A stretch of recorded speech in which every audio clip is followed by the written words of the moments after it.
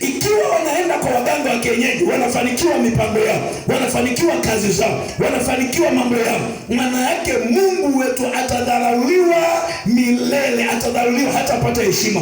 Lakini Mungu wetu hajapanga kumpa utukufu mtu yeyote. Yaani hatampa utukufu kiumbe chochote, wala mtu yeyote, wala kitu chochote.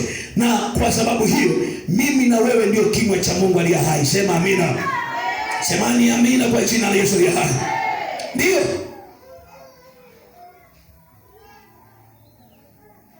Adui wa kanisa anayesema vibaya yale asiyoyajua, tunatangaza hukumu. Sema amina. Unaweza usielewe leo. Ninajua wengine wako waliochapika pasipo kujua, wengine wanajua wamechapika. Hebu rejea enzi kule tulikotoka. Wako waliochapika kabisa, wako waliochapika.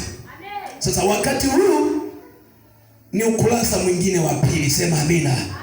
Wa kuleta heshima ya jina la Yesu, tumwabudu Mungu na kumtumikia pasipo haya, pasipo hoga, pasipo mashaka.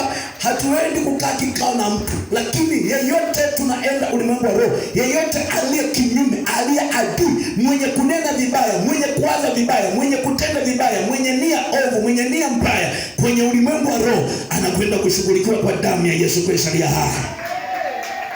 Hebu usimame juu.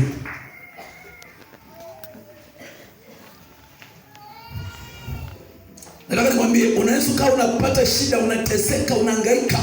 Kuna mtu mmoja anatumia pumzi ya Mungu aliyompa, afya ya Mungu aliyompa, baraka za Mungu aliyompa kukupa dhiki wewe, kukupa tabu wewe, kukupa mahangaiko wewe, kukupa mateso wewe, kukupa shida wewe. Yanakiwa ameshiba na tumbo lake ameshiba, amepata, ana pesa, ana afya njema, alafu anaziaki wewe unapata dhiki, anakutukana. Wewe sikiliza nikwambie. Wakati Goliati anatukana wana wa Israeli, anatukana majeshi ya Bwana, mtu mmoja aliyekuwa na ufahamu, anajitambua, anaitwa Daudi, akasema, wewe ni nani unayetukana majeshi ya Bwana? Wewe ni nani usiyetailiwa unayetukana majeshi ya Bwana?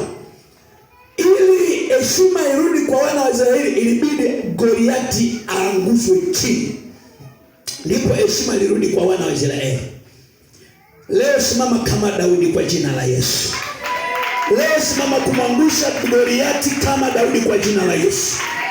Usimwonee haya wala huruma mtu yeyote ambaye anasema vibaya kazi ya Mungu, anasema vibaya watumishi wa Mungu, anasema vibaya utumishi wako, vibaya, anania kishetani ndani yake, lazima aangushwe kwa jina la Yesu aliye hai. Hebu inua mkono wako juu. Inua mkono wako juu. Bwana tupatie haki yake.